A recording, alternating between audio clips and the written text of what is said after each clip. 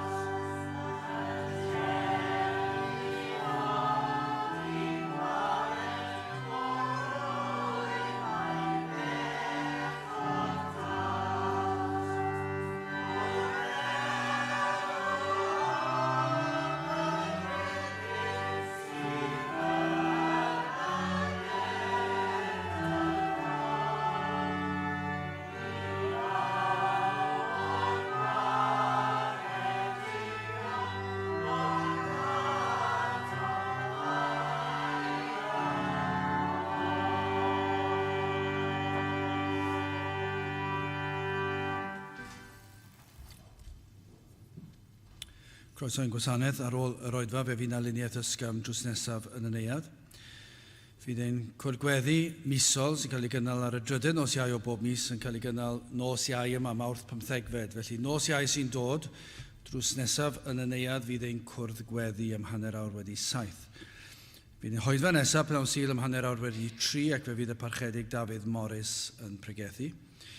Ac hefyd blaen rybydd am ein oedfa gwasanaeth y Pasg, nos Iau cyn y Groglith, fe fyddwn ni'n cynnal oedfa yma yn y capel am hanner awr wedi 7 ac fe fydd y parchedig Dafydd Morris yn pregethu unwaith eto i ni. Nawr wrth i ni gymryd y casgliad, gen i ganu tra'r ein heistedd Rhif 491, 491.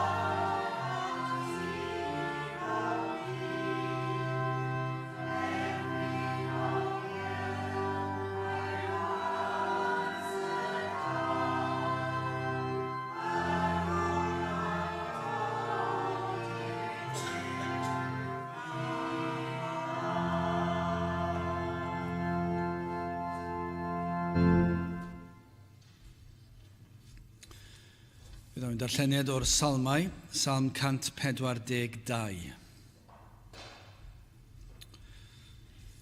Salm 142.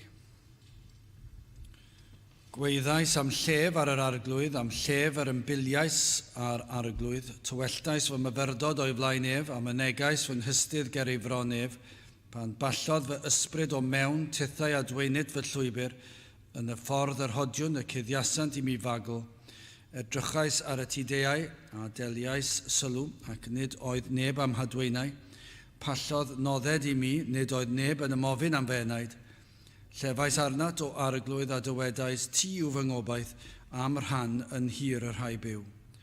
Ystyr wrth fy ngwaedd, canys trian iawn y dwyf, gwared fi oddi wrth fy erludwyr, canys trech ydynt na mi. Dwg fy enaid allan o garchar, fel y molianwyf dy enw, y rhai cyfiawn am cylchynant, canys ti a fyddi da wrthyf. Byddai bendith Duw ar ei air sanctaidd ef. Gydwch ni nawr droi at ein harglwydd mewn gweddi.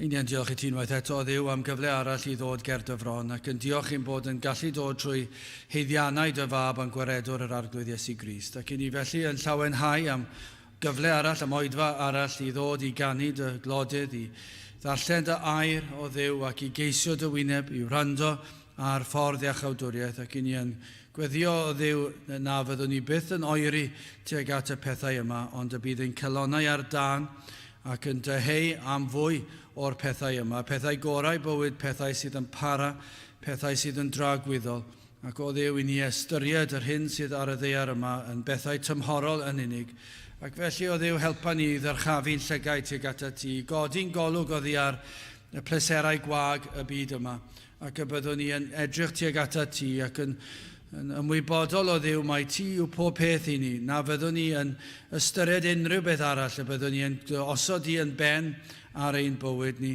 yn ben ar ein dymuniadau, yn dyheuadau o Dduw i ni yn gweddio mai pob un dymuniad sydd gyda ni fydd yn cynnwys dy bethau di a ddogoniant di.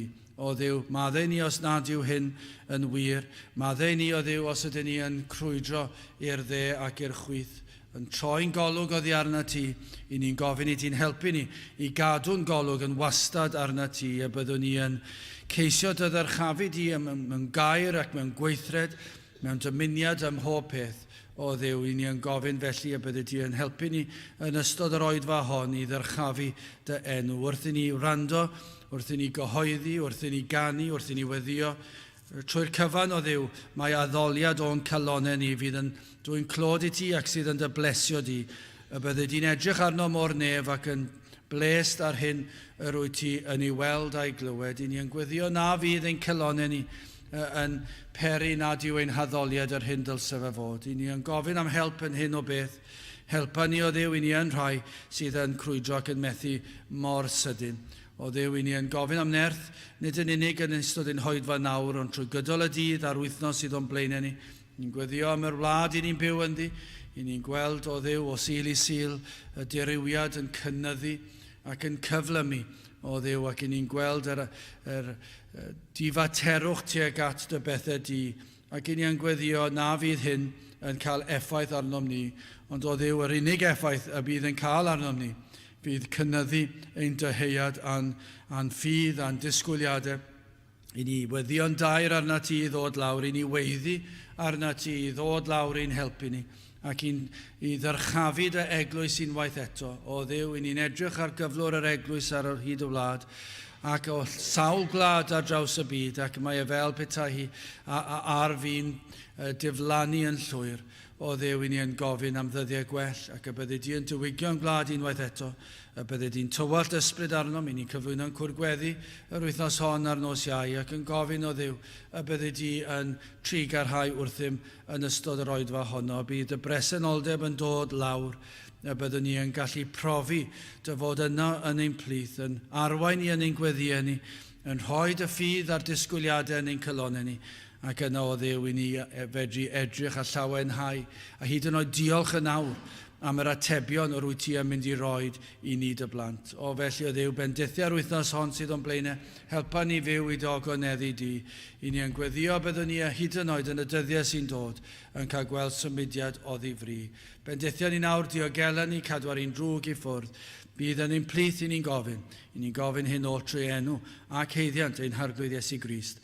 Amen.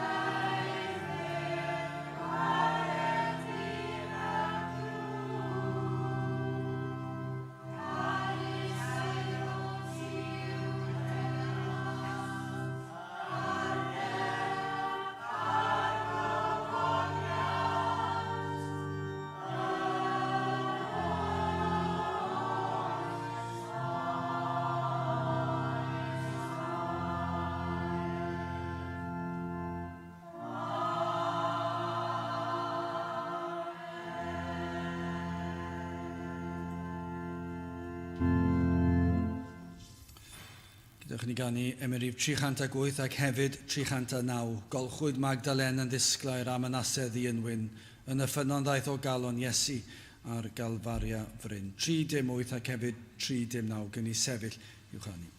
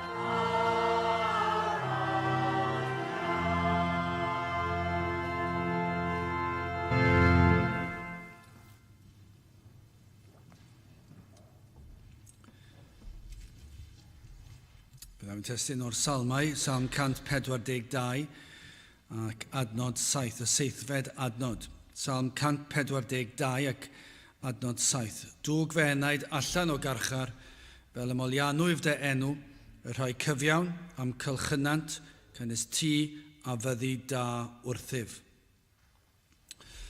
Nawr mae'r salm yma'n sydd dysgu ni sut i weddio. Mae'n swnio'n rhywbeth hawdd i weddio, ac eto i gyd, mae'n hawdd, mae'n syml, ac eto mae'n gallu bod yn anodd ac yn frwydr. Mae'n hawdd ystyried gweddi, pethau chi'n darllen y weddi a rhywun wedi ysgrifennu'r weddi allan, ac yna mae pobl yn meddwl mai dyna yw gweddi. Wel, wrth gwrs, fe ellir gweddio drwy ddarllen, os yw'r weddi'n dod o'r galon, ein bod yn darllen y geiriau. Falle bod hynny'n bosib, ond yn aml iawn mae hwnna'n rhywbeth eitha oeraidd, a ddim yn bersonol.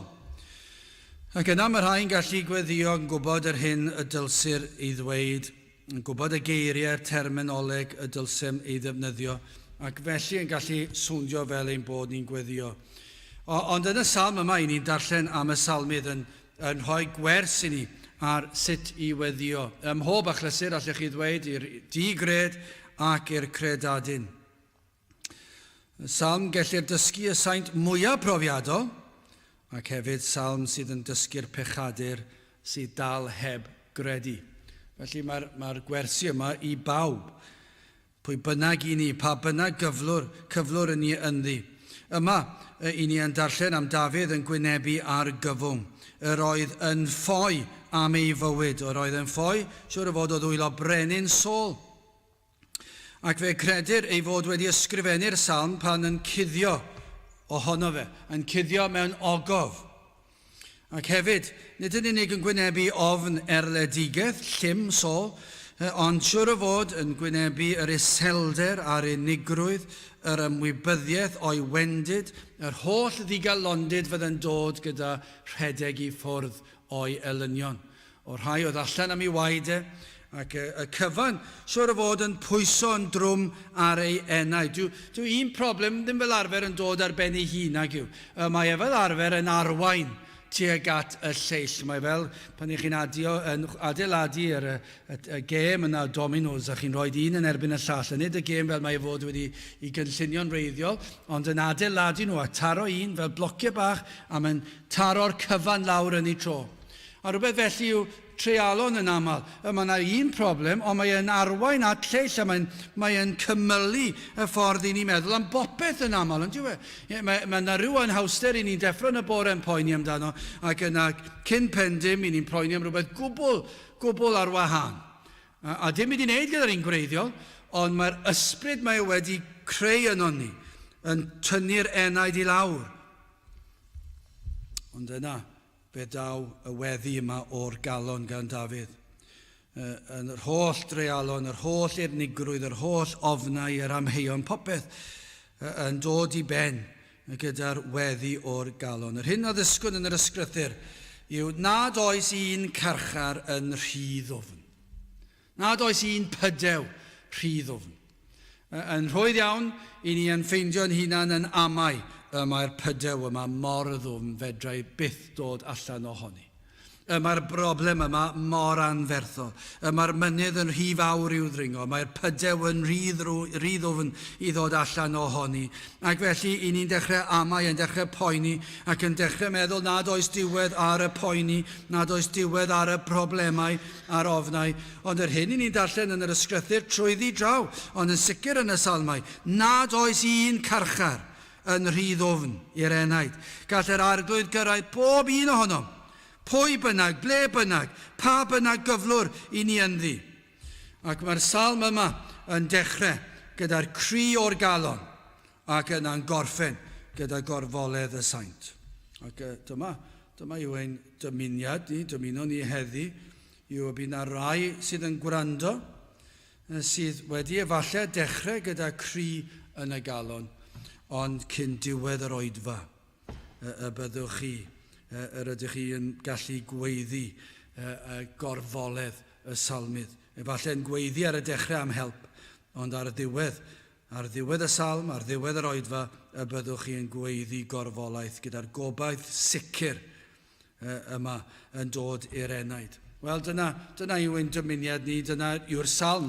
Mae'n chydig o adnodau sydd yn y salm, allech chi ddweud, wel, dyna i chi, doedd ddim eisiau cymryd lot o amser nag oedd. Petai rhywun yn rhoi tystiolaeth ar sut maen nhw'n dod yn Gristio, nawr wrth gwrs, os ych chi'n mynd i fanyldeb ac yn rhoi holl ddigwyddiadau bywyd sydd wedi arwain i fyny at yr achlysur o ddod i gredu, yna gall gymryd tipyn o amser. Ond gallech chi fentro dweud, mae rhoi tystiolaeth ar sut i ni'n dod i gredu, gallech chi roi mewn munud. Dwi'n eisiau lot nag os. Gallech chi cymryd eiliadau i ddweud hynny. I roi digon o fanyldion mwyn i rywun i ddeall sut eddwch chi gredu, achos dyma'r salm, dwi'n cymryd lot o amser i ddarllen y salm yma. Mae'n dechrau gyda'r cri o'r galon, ac yna mae yna lawenydd tua'r diwedd. Wel, yn gyntaf, yn edrych ar y cri o'r galon yma, ac yna'n ail cyfeillion gwamal, ac yn olaf cuddfan cadar. Felly, cri y galon, cyfeillion gwamal a cuddfan cadar. Wel, beth am y cri yma?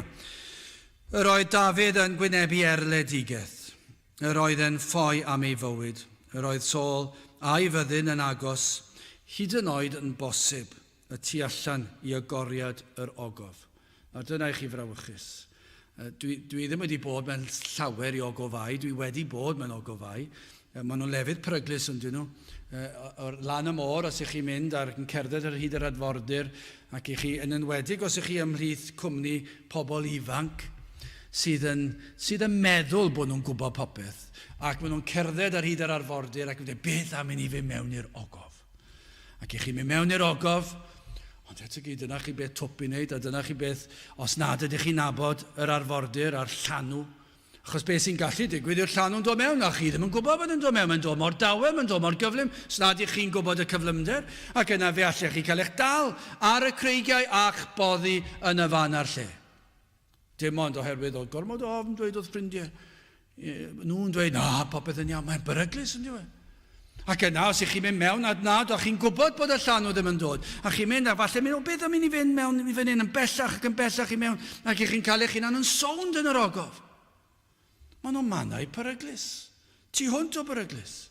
Ond fan hyn oedd Dafydd a'i filwyr yn cuddio, ac yna, efallai yn gwybod nad oedd ffordd allan. Falle ambell i ogof, chi'n gallu dringo lan a ffeindio rhyw ffordd twll bach gweld goleini draw fyna, a bod modd, falle bod dwi erioed wedi arbrofi fy hun. Ond efallai yn yr achos yma, nad oedd modd. O'r oedd yna guddfan mwyn ffoi o'r gelyn.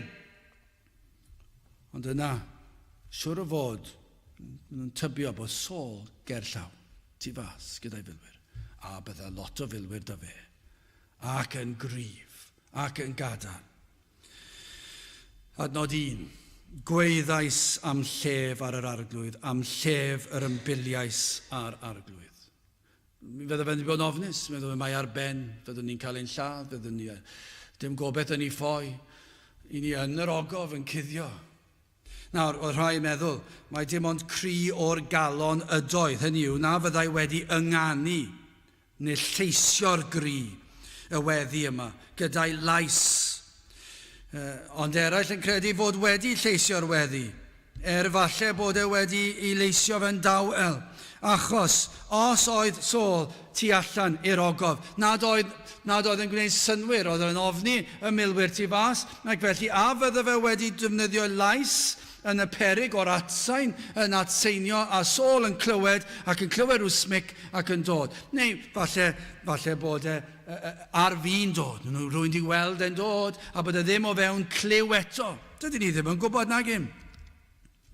Ond pinnau fod wedi defnyddio lais yn uchel, gweddais, neu fod yn waedd o'r galon, pa bynnag un, mae dal yn waedd o'r galon yn diwedd. Cri y galon. Yr oedd yn wynebu pob math o boendod.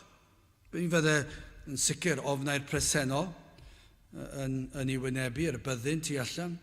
Mi fydde ofnau'r dyfodol yn dod. Pan i chi'n edrych ar eich ofnau chi, ond ydyn nhw'n dod mewn triawdau, siwr o fod, gorffennol, presennol, dyfodol. Dyna fel mae mwyafrif o'n ni'n gweithio i fe.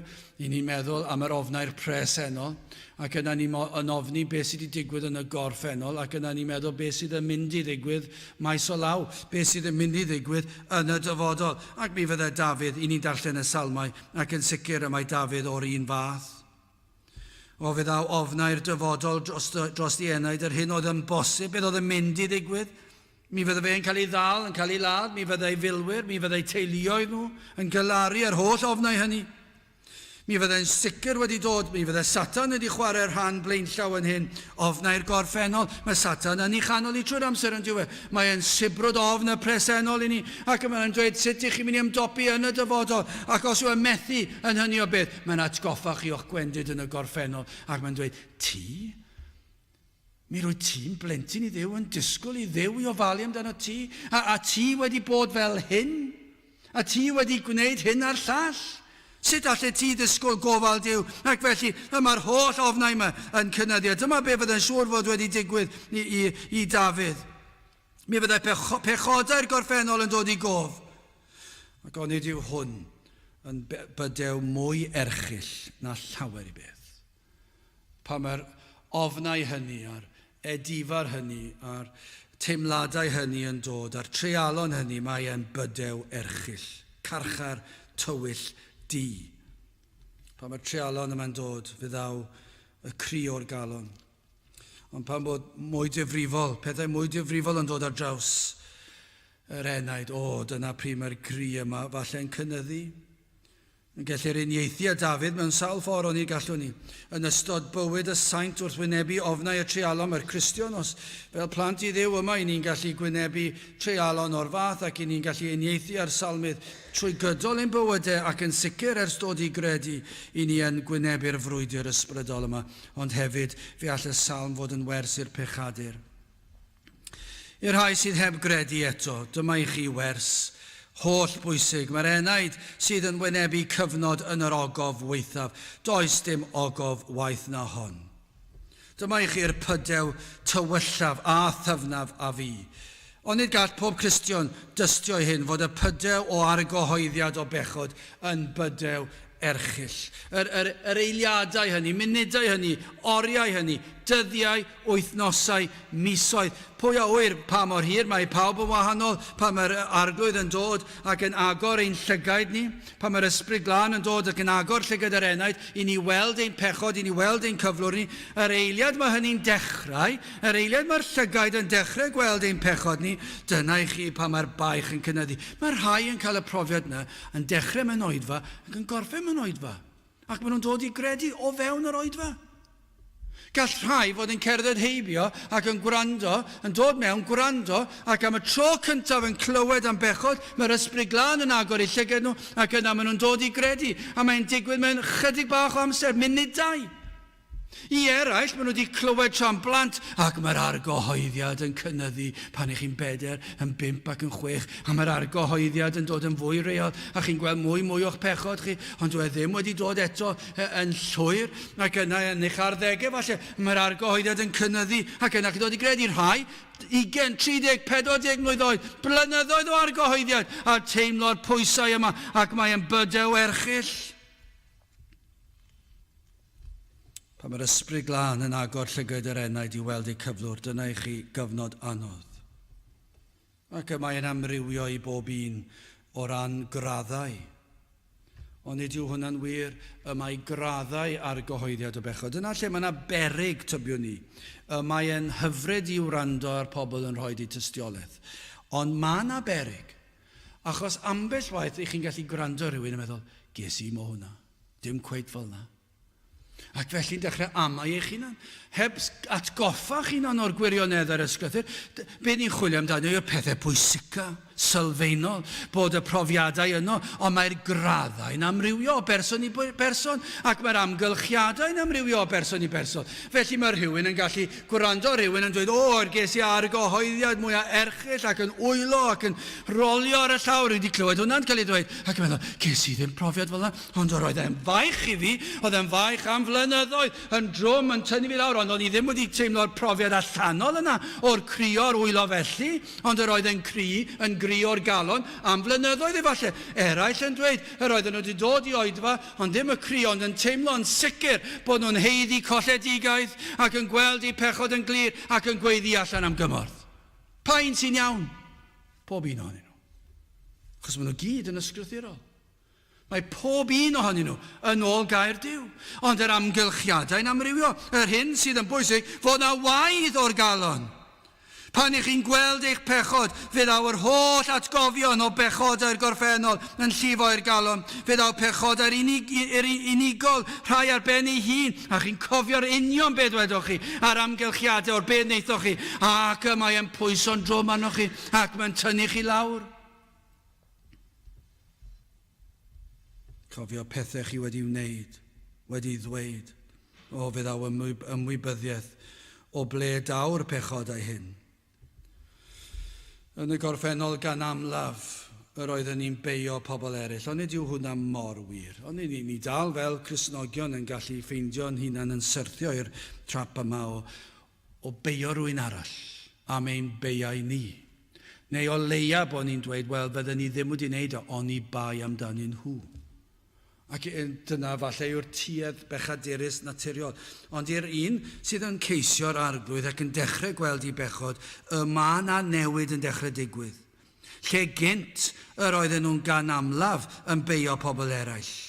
Mae nhw oedd yr achos am y geiriau hyll neu'r weithred drwg. Neu yn aml be mae cymdeithas yn ceisio dweud yw amgylchiadau cymdeithasol sydd wedi achosi fe. Ac yn sicr mae amgylchiadau cymdeithasol yn rhoi y cyfle i bobl i bechu ac cyfle eraill i beidio cael y profiadau hynny. Ond ni'n gwybod, mae nid dyna sydd wrth raidd y broblem. Mi fydden ni gyd yn syrthio i'r un pechodau.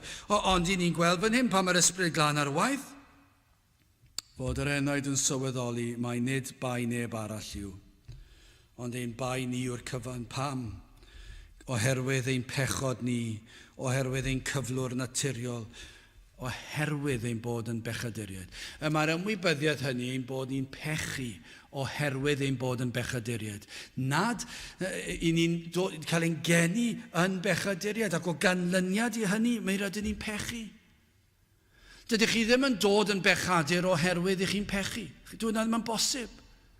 Dydych chi ddim yn byw 2, 3, 4 mlynedd, 5 mlynedd ac yna chi'n pechu'r pechod cyntaf ac nawr i chi'n bechadur. Na, dim dyna beth sy'n digwydd. I ni'n cael ein geni'n bechaduriaid ac yna i ni'n pechu. Ac mae rhywbeth yn digwydd pan mae'r enaid yn dod yn Gristion ac yn dechrau ceisio a mae'r ysbryd glân yn agor y llygaid yr enaid. Mae'r enaid yn sylweddoli mae yr rheswm ar ydw i fel ydw i, mae pechadur yw fy enw. Ac ni feddaf enw gwell. A does dim dadle gyda fe dim mwy. Ac os na ddadle, ni'n dweud, dwi ti ddim wedi dweud digon am fy mhechod. Dwi ti ddim wedi dweud pa mor ddrwg ydw i. Dwi ti ddim wedi dweud pa mor frwnt ydw i. Dwi ti ddim wedi esbonio pa mor erchyll yw fy nymuniadau fi. Dwi ti ddim wedi dangos i pobl pa mor hunanol ydw i, pa mor falch ydw i. Ac dyna'r cwyn sydd yn dod o'r enaid sy'n ceisio. Yr enaid sydd ddim yn ceisio yn eistedd yn y gynulleidfa yn dweud, dyma fe off to am bechodau ac yn sôn fy mod i'n bechadur a pa mor wael ydw i. Dwi ddim o'r wael yna. Dwi'n helpu'r tlaw, dwi'n canu ymyned, dwi'n mynd i'r capel, dwi'n dweud fy ngweddi yn y nos neu beth bynnag yw e. Dyna dadl yr un digred, yr un sydd heb ddeall, ond yr un sydd wedi ddeall. Does byth dadl am pa mor ddifrifol yw i bechod. Mae wedi weld e. Mae'n gallu gweld pam i ni mor eog. Daw hefyd ymwybyddiaeth o'r potensial sydd yno. Mae hwnna'n wir. Pan mae'r ysbryd glân ar waith, i ni'n gweld y potensial sydd yno. I ni'n gallu gweld hanner cyfle sydd eisiau yno ni, ac mi fyddwn ni yn gwneud pob math o bethau. Yn awr i ni'n gweld y tywyllwch ein heneidiau'n hunan. Mae'n gymaint o sioc ar y dechrau. Yn gynt, efallai yn meddwl ein bod ni'n eitha da, ond nawr yn gweld hyn ydyn ni. Adnod 2. Dyma beth sy'n digwydd pan ni'n gweld ein cyflwr ni. Dyma beth sy'n digwydd i'r pechadur sy'n ceisio. Adnod 2. Tywelltais fy myrfyrdod o'i flaen ef, a mynegais fy nghystydd ger i fronef. Ond dyna beth yw e? I ni'n tywallt. Ac i ni'n mynegu. Na fydde rhai fel hyn yma heddi. Chi'n gwybod pan ni'n darllen am pobl fel Spurgeon, a Whitfield, a Wesley, a Pantycelyn, a Howell Harris, a Dan Rowlands ar yna. Dyna chi fraint oedd nhw'n I gael. O cael pregethu ac yn dyheu am fendydd ar enaid ac yn angweld yr enaid yn tywallt ei enaid. Ni'n gweld lot na gen. Ni'n cael y profiad llawer dyddiau hyn. Dim y cri o'r galon, mor aml y hynny. I pregethu ffordd a chawdwriaeth ac I weld enaid yn tywallt ei enaid yn yr oedfa hyd yn oed. Mae'n digwydd, mi fydd yr hain yn y blynyddoedd a fi wedi weld, a mae dal yn digwydd, ond dim mor aml. Bod rhywun yn ystod yr oedfa, bod yr ysbryd glân yn dod ac yn agor I llygad dangos mi roi ti mewn pydew erchill a mi rydych chi'n dweud dwi'n gwybod a dwi'n trial dod mas a dwi ddim yn gallu ac nawr mae'n tywallt I enaid, Dduw helpa fi. Dwi wedi gweld fy mhechod ac wedi gweld diwedd y daith hefyd eich bod yn y tebol ger bron yr holl alluog ac mae'r ogof yma rydych chi ynddi y pydew y carchar yma yn erchill ac o ganlyniad eich bod yn tywallt eich pryderon ger ei fronef ac mae hyn llifo allan ac eich chi ddim yn gallu rhoi dim yn I eiriau hyd yn oed ond mae yna rhywbeth am yr bychiad yma sy'n dod allan a mae'r cri yn dod allan. Fydd awr holl ofnau. Fel be mae Pantycelyn ei hun dweud eogrwydd fel mynyddoedd byd. Pan mae hwnna'n cael ei dywall allan. Mae fel eogrwydd fel mynyddoedd byd. Ond nid yw fel hynny. Eogrwydd na ellir edrych trostyn. Dyna pan mae'n cael ei alw'n mynyddoedd byd. Mae'r eogrwydd I fyny fyna. Mae fel mynydd anferth. Ac I chi methu hyd yn oed gweld hanner ffordd I fyny. Chi wedi gweld llefydd fel yna, mae'r cymylau am fyna, a chi'n edrych I fyny'r mynyddoedd, a beth chi'n gweld y mynydd mwyaf byd, byddwch chi'n meddwl, mae fy eogrwydd I fel mynydd anferth, a dwi'n methu weld drosto fe. Dwi ddim yn gwybod sut I ddod drosto fe, dwi ddim yn gwybod sut I fynd o'i amgylch e, dwi'n sicr yn gallu mynd oddi tanno. A pa bynnag berswad ymdrechwch I leddfu ar eich cydwybod, mae'r mynydd yn cynyddu, mae'r pydew yn dyfnhau. Adnod 3. Pan ballodd fy ysbryd o mewn, tithau a dweinit fy llwybr. Ond dyma I chi dystiolaeth Cristion. Beth sy'n rhaid ni fod yn ofalus amdano yw nad ydyn ni'n rhoi llinell amser. Nad ydyn ni'n dweud, wel, mae'n dechrau fan hyn, a falle bod yna'n para pythefnos ac yna fel hyn a fel hyn. Na, mae'r llinell yn amrywio. Falle fod mewn oedfa, falle fod mewn emyn, falle fod mewn mis, blwyddyn, degawd, bywyd. Felly un fod bywyd cyfan. Ac ar ddiwedd oes yn dweud, dwi wedi teimlo'r pydew erchill, mae trwy gydol fy oes. Dwi wedi teimlo'r ofnau yma. Ac o'r diwedd mae'n dweud, pan ballodd fy ysbryd o mewn. Dyna sydd o Dafydd yn teimlo oedd ysbryd wedi dod I ben fy bethau. Dwi ddim yn gwybod pa le I droi. Dwi ddim yn gwybod. Ydych chi wedi profi hyn? A yw eich ysbryd chi erioed wedi pallu? Dydych chi ddim yn gwybod I ba le I droi. Wedi eich holl ymdrechion I leddfu'r cydwybod. Ond ydyw hwnna'n wir? Mi fyddwn ni'n gallu dweud fe drias I wella, fe drias I helpu fy nghydwybod I ddiwygio fy mywyd I. Ond oedd dim byd yn gweithio, oedd yn digwydd, oedd yn gweithio am chydig, ond oedd e ddim yn rhoi heddwch cydwybod, doedd e ddim yn rhoi heddwch yn fy enaid, doedd e ddim yn para. O cymerwch gysur. Dyma beth sy'n anfodol, y Matthew 5 adnod 3 a 4, I ni'n darllen y geiriau am yr rhai sydd yn dlawd yr ysbryd. Y tlodion yn yr ysbryd, rheina sydd yn galaru. Dyna I chi sydd yn hyfryd. Dyna chi sydd yn holl bwysig. Os drychwch chi ar y gwynfydau, fe fyddwch chi'n darllen am y camau hynny. Ewch trwy nhw. Mae'n ddisgrifiad o'r Cristion. Mae'n disgrifiad o'r hyn yw Cristion, a'r profiadau cychwynnol yn dod blawd yn yr ysbryd ac yn argalar, mae'n hanfodol. A ydych chi wedi galaru, a oes cri wedi bod yn y galon yn eich profiad chi. Ydych chi'n gallu dweud bod yna gyfnod, dim yn sôn am pa mor hir, ond a oedd yna cri yn y galon, a oeddech chi'n tyheu, oeddech chi wedi dod i ddiwedd y daith. Doedd dim ffordd arall, doeddech chi ddim yn gallu helpu eich hunan. Efallai, trwy ras diw bod yna rhywun yn gwrando yn rhywle, neu rhyw bri, pwy a wyr, ni'n gwybod gyda technoleg modern heddi. Fe all rhywun rando ar yr oedfa hon, mae'n 10 mlynedd siwr o fod, a gwrando, ac efallai pryd hynny fod y cri yn dod o'r galon. Ydych chi wedi profi y profiad yma, wel gyda chi ni symud ymlaen cyfeillion gwamal. Mae lot o bobl neis yn y byd oes. A lot o bobl di-gred sy'n hyfryd. Dwi'n freintiedig tu hwnt. Dwi'n dysgu mewn ysgol ac wedi erioed, ys bron i 30 o flynyddoedd. Fedra i ddweud bod pob un, dwi'n mwynhau cwmni pob un ohonyn nhw. Yn y strydoedd ni'n byw, yn bob man, i ni'n dod ar draws pobl hyfryd, yn dydyn ni. Mae rhywbeth allan ni llawenhau pan ych chi'n dod ar draws pobl hyfryd. Ond chi'n gwybod beth, mewn bywyd, falle yn yr ysgol, chi'n cael ffrindiau, ac falle bod nhw'n hyfryd, falle bod nhw'n neis, rhai ddim mor neis yn does na. Ond ni'n ddiolchgar am gyfeillion hyfryd. Ac yna mynd i'r coleg, falle bod ffrindiau neis i chi fyna, ac yn y blaen. Does dim, dyw hwn ddim yn ddilornus o unrhyw hun. Ond chi'n gwybod beth, mae hyd yn oed y pobl gorau yn gallu fod yn gyfeillion gwamal. Dydyn nhw ddim yn llesol i'r enaid. A dyna beth sy'n rhaid ni fod yn ofalus ohono.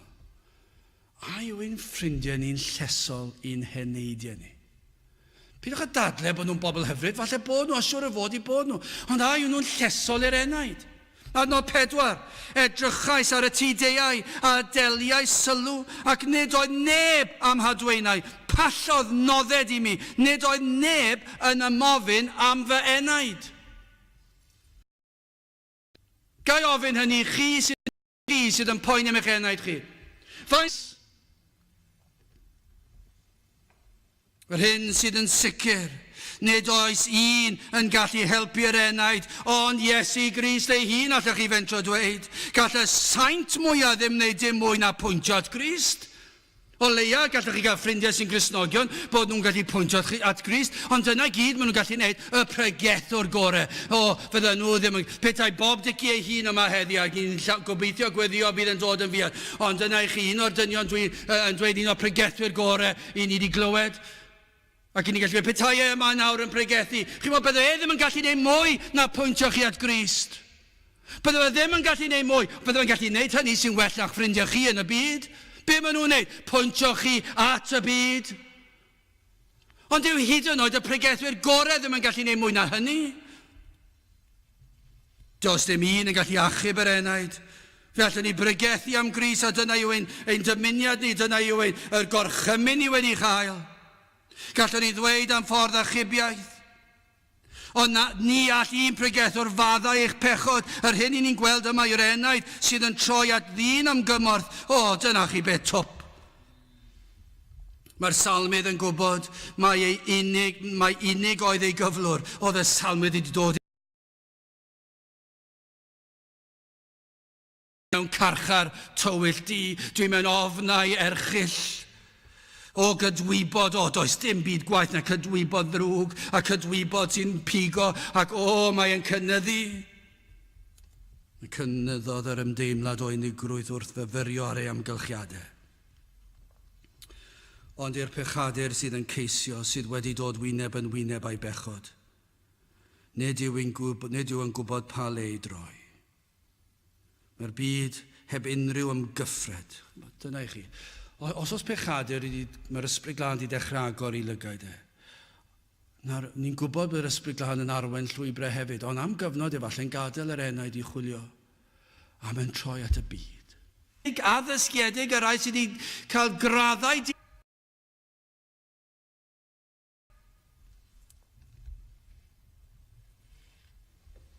fe fydd y byd yn ceisio cysuro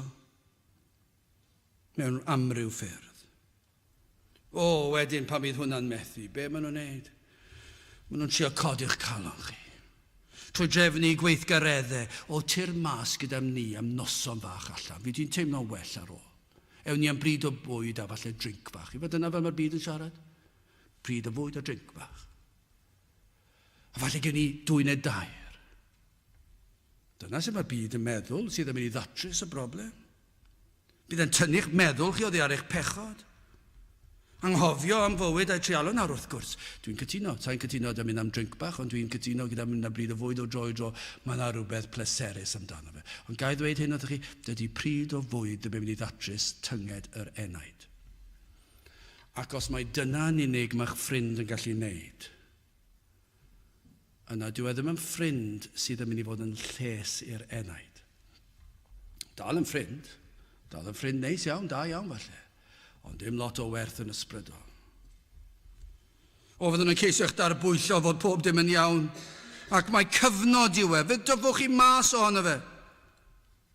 Efallai, chi'n gwybod beth sy'n digwydd ar hau? Efallai bod hau'n dweud, peidiwch a mynd i'r cyfarfodydd na. Chi'n gwybod beth dyna pryd dechreuodd y teimladau yma? Yn y capel. Dyna sy'n gwneud materion y waith. Ac yn cyhuddo'r capeli o bregethu am bechod ac am farn, ac nad ydyw yn llesol. Maen nhw'n dweud yw'r efengil yma ddim yn llesol. Dwi wedi gweld ei effaith ar bobl, mae e'n traws newid eu bywydau nhw. Ac fe honna'n dostewch gyda nhw, fe fyddwch chi'n cael byw bywyd rhydd. Meddyliwch, rhyddid i ddeffro am 11 o'r gloch ar y sabath. Dyna fywyd. Rhyddid i beidio goffo mynd i gwrdd pnawn dy Sul a gallu aros gatre o flaen y tân gyda tradlan. Rhyddid i beidio gorfod cael trydydd oedfa nos Sul. Rhyddid i gael eich nos Fercher. Eich nos Iau yn achos ni wythnos yma. Nos Iau gatre gyda tradlan gorffwys. Sdim eisiau capel. Sdim eisiau cwrgweddi. Sdim eisiau dod i'r fath beth. Dyna chi ryddid. A dyna be mae llawer yn teimlo. Nawr fedrai neu be bynnag fynnau. Fedrai chwarae unrhyw dîm, unrhyw ddwrnod o'r wythnos dwi moyn. Bywyd rhydd. Peidio teimlo caethiwed y sabath. Peidio teimlo cyfyngiadau moesol a rodder arnoch chi. Ond nid yw hwnna'n dyna i chi faich. I fod yn foesol. Dyna chi ryddid. Dyna chi ryddid mae'r byd yn dweud. Dewch da ni. Fe gewch chi ryddid os ych chi eisiau byw yn foesol, yn anfoesol, tu allan i briodas, neu tu fewn i briodas. Os ych chi eisiau gwneud y pethau un, chi'n gwybod beth? Allwch chi wneud a chydwi bod glir. Os dewch chi gyda ni. Tra bod ti o dan cliw y capel, diar. Mae e'n mynd i wneud y peth yn waith, chi'n mynd i teimlo'n waith achos chi eisiau'r byd. Chi eisiau'r byd, ond yr eiliad chi'n gwneud y toriad. Yr eiliad chi'n stopio dod. Yr eiliad chi'n mynd gwrando ar y pregethu dim mwy. Yna i chi'n cael yr rhyddid. Dyna be mae'r byd yn ei ddweud. Rhyddid, ond y broblem yw, rhyddid i gaethiwed pechod. Dyna beth yw e, ni'n gwybod dyna beth yw e, ond ydy'r pechadur yn mynd i weld e, a mae Satan yn ei dwyllo fe, ac yn ei ddallu fe, ac mae'n dweud iddo, mae'r byd yn mynd i ddweud, dewch am ryddid gyda ni i bechu ac i wneud eich pydew yn fwy tofn. Dyna beth mae'r byd yn ei wneud, ond i chi ddim yn ei weld e. I chi'n gwneud y twll yn ddyfnach. Dyma beth sy'n drist, fel mae Salmydd yn dweud fan hyn. Nid oedd neb yn ymofyn am fy enaid. Ond nid yw hwnna'n wir. Meddyliwch chi am rai, chi'n siŵr o fod pob un yn gallu meddwl am rywun prynhawn yma. A meddyliwch chi pwy maen nhw'n treulio amser gyda. Gyda phwy maen nhw nawr. A yw'r rheini yn ymofyn am eu heneidiau nhw? A ydyn nhw'n poeni am yr enaid? Dwi'n meddwl beth falle trwy rhagluniaethau diw fydd yn defnyddio pobl. Dyna'n gweddi ni, fi'n cofio clywed yn had yn dweud, fi'n credu pan dath ei Gaerdydd am y tro cyntaf, ddim yn Gristion pryd hynny, ffrind oedd wedi dod â fe, a wedi mynd â fe allan, a wedi mynd i dafarn, a wedi sylweddoli nad oedd yn had erioed wedi bod mewn tafarn o'r blaen. Ac fe ofnodd e, wyt ti wedi bod mewn un o'r rhain o'r blaen? Na, tyrd, ni'n mynd. dwi ddim yn mynd i fod yn euog o fod yr un gyflwyno ti dafarn. Dim Cristion, ac hefyd yn Cristion eto. Wel, chi'n gwybod beth allech chi bron iawn dweud o'r fewn rhagluniaethau Duw yn gofalu.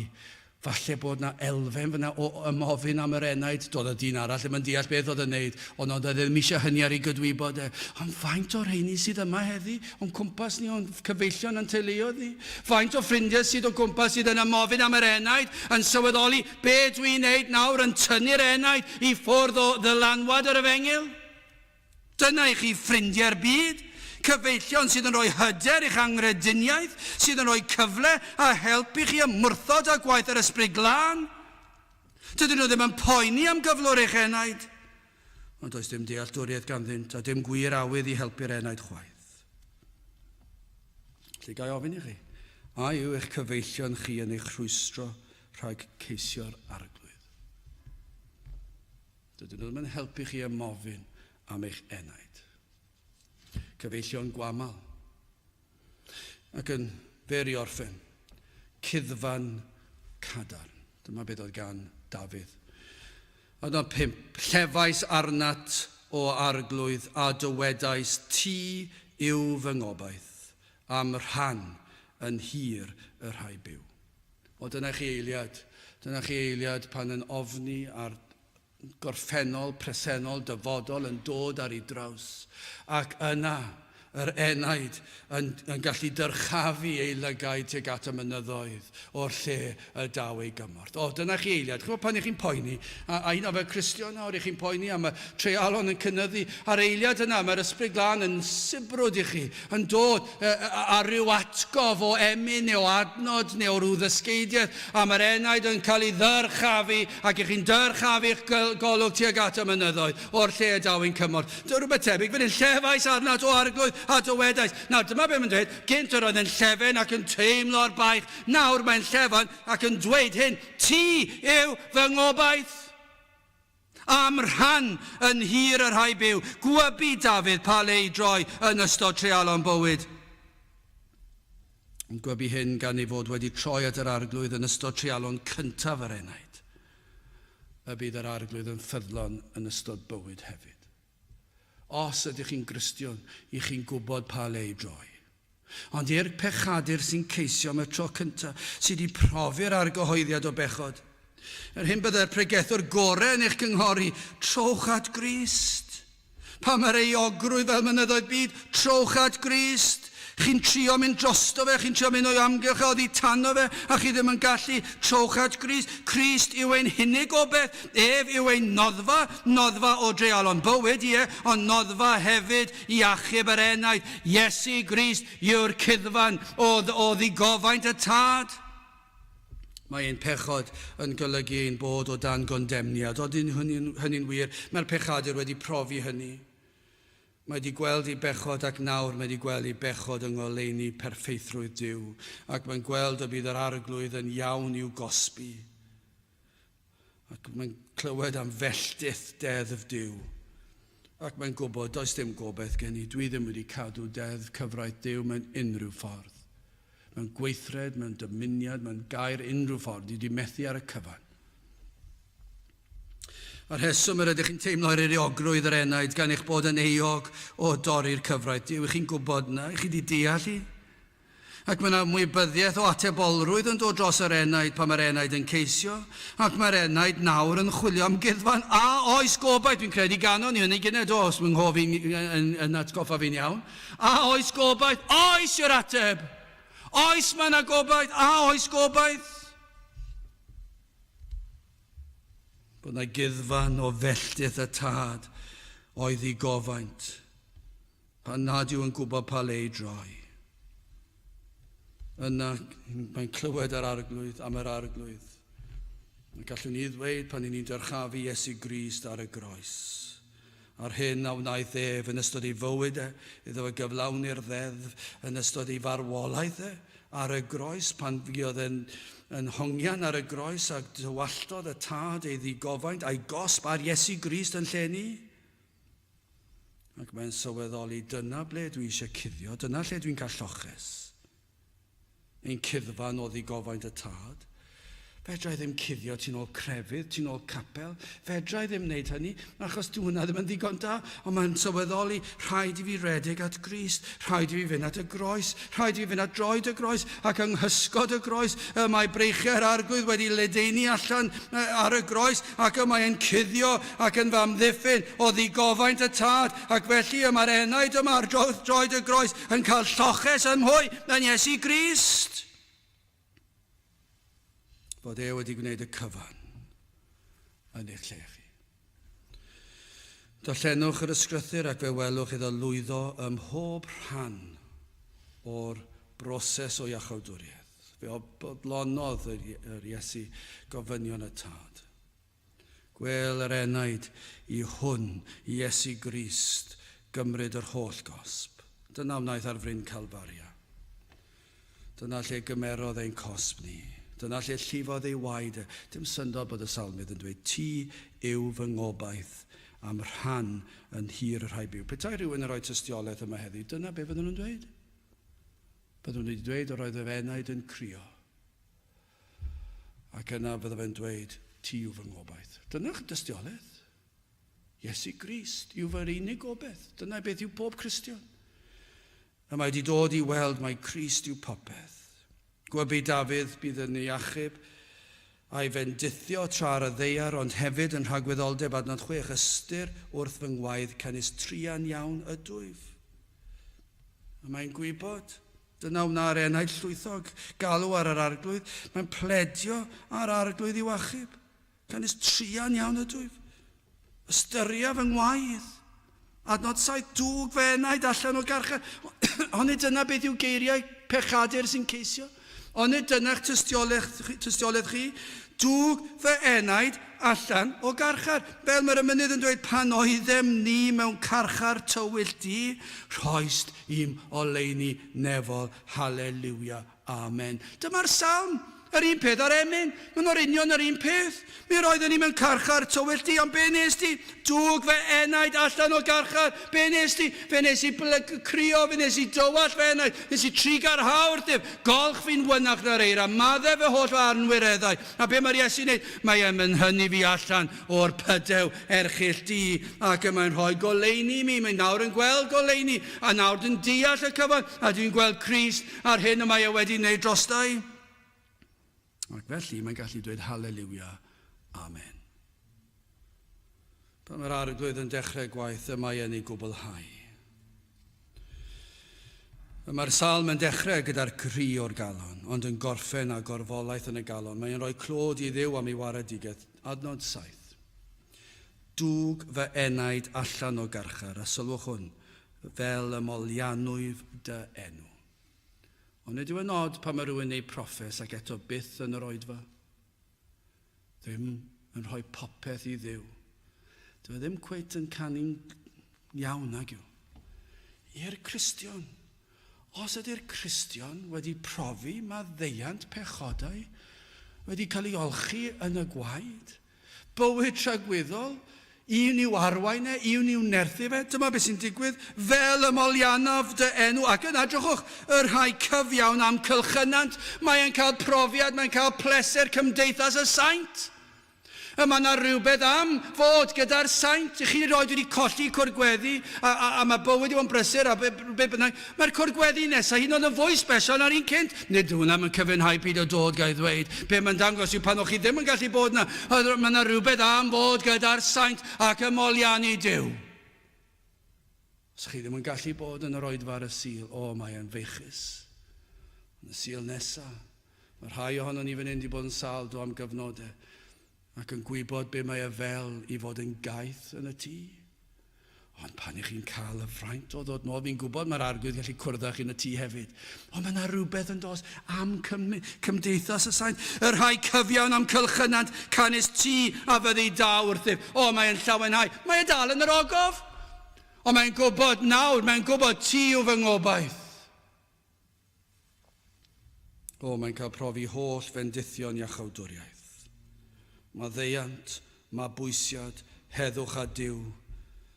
Dyna lawer sydd gennym i'w glodfori. Gai ofyn i chi, oes yna cri erioed wedi bod yn y galon? Ac yna, a ydych chi wedi gallu ymuno gyda'r salmydd. A wnaethoch chi weiddi allan, o dwg fi allan o'r carchar yma. Pan oeddem ni mewn carchar tywyll di. Ac yna, a fi o chi, a ydych chi yn gallu dweud, ti yw fy ngobaith am rhan yn hir y rhai byw. Dim dim ond yn y nefoedd yn rhagwyddoldeb, y mae'n obaith i ni ar y ddeiar. Y mae'n rhoi cysur i achawdwriaeth i ni bob cam o'r ffordd. Tan bod ffydd yn diflannu ac yn troi yn olwg. Dwg fenaid allan o'r garchar, fel y molianwyf dy enw, y rhai cyfiawn am cylchynant, canis ti a fyddi da wrthyf. Gadewch i ni weddio. O Dduw, i ni yn diolch i ti am yr efengil sanctaidd. O Dduw, i ni yn gweddio bydd na rai yn gallu tystio pan oeddem ni mewn carchar tywyll di, rhoist un o leini nefol. Halleluia. Amen. I ni'n gweddio Dduw y bydd yr ysbryd ar waith yn tywynnu'r goleini nefolaidd hynny ar ryw enaid neu eneidiau, ac mae ti fydd yn cael y mawl a'r clod. Tyrd felly y gweithio ni'n plith, i ni'n gofyn hyn oll trwy enw ac eiddiant i'n harfydd Iesu Grist. Amen. Gadewch i ni orffen trwy ganu'r emyr i'w 715, 715. O Dduw ein craig an noddfa, rho nawdd i'r gwan a'r tlawd, mwyn dy anwyl Iesu a anwyd i ni'n frawd. 715, gen i sefyll i'w chanu.